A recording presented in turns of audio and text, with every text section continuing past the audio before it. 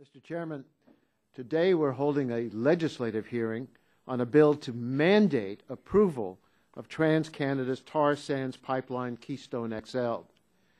This tar sands pipeline is hugely controversial, and for good reason. The American people will bear the risks, and big oil will reap the rewards.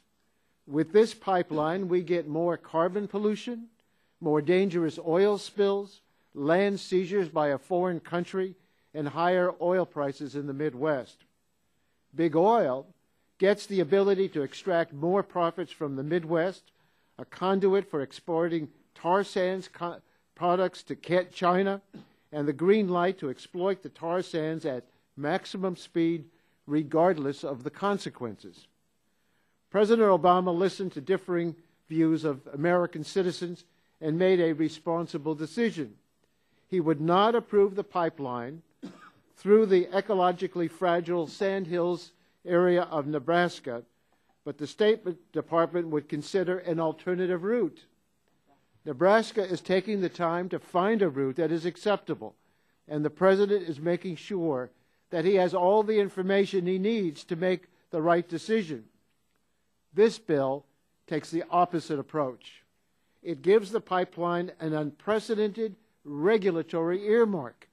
It directs the Federal Energy Regulatory Commission, directs them to approve the pipeline, even though we don't yet know what route it will take through the state of Nebraska. It exempts the pipeline from the requirements to obtain permits from the Corps of Engineers before crossing rivers and wetlands. It takes away the Department of Interior's authority to protect sensitive public lands. For a year, I've been asking a simple question. Who benefits from this extraordinary congressional intervention in the regulatory process? Last year, Reuters reported that Koch Industries would be one of the big winners from this earmark, and there's evidence to support this. We know that Koch is one of the largest crude oil exporters in Canada. We know it owns an oil terminal in Hardisty, Canada, where the pipeline would begin. And we know it has a refinery in Texas, near where the pipeline is going to end. Last May, I contacted Koch to inquire about the nature of its interest in the pipeline. And Koch responded that despite this evidence to the contrary, it had no financial interest in whether the pipeline was built or not. And I accepted that answer. But then I learned that Koch had told the Canadian government that the company had a, quote, direct and substantial interest, end quote, in the pipeline. I want to know why Koch would tell the U.S. Congress one thing and the Canadian government the exact opposite. So I asked Chairman Upton and Chairman Whitfield to invite Koch Industries to testify today.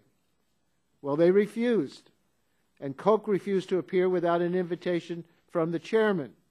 So we are left with unanswered questions. Why is Koch Industries being placed in a witness protection program? What does the company have to hide? And why does the company get special treatment while the American people get left in the dark? I also asked the chairman to invite the operator of the pipeline, TransCanada. Members on our side want to ask TransCanada reasonable questions, like what route it plans to follow in Nebraska. We also want to know about these claims of jobs. The State Department testified that we would get 5,000 to 6,000 temporary jobs if this pipeline is approved. These jobs would be around for 2 years. TransCanada said it's going to be 20,000 jobs, over 100,000. And where did they get the number 100,000? Well, that's looking at the lifetime of the pipeline for 100 years. This is the Republican jobs bill. 20,000 jobs, they say. Maybe 100,000 jobs. Yet the State Department did an analysis, and they would say 5,000 to 6,000 jobs for 2 years. I regret that Koch and TransCanada are not here today, and I ask the chairman to refrain from moving this bill until they are available to testify. I'm glad we have excellent witnesses here today who are going to give us their views. The department, 2 departments that are going to be excluded from giving their usual review of the project. That might change, I'm pleased to hear. And two gentlemen who have special insight at what this project will mean. Thank you, Mr. Chairman, for this 7 seconds beyond the time, and I yield back whatever time I have left.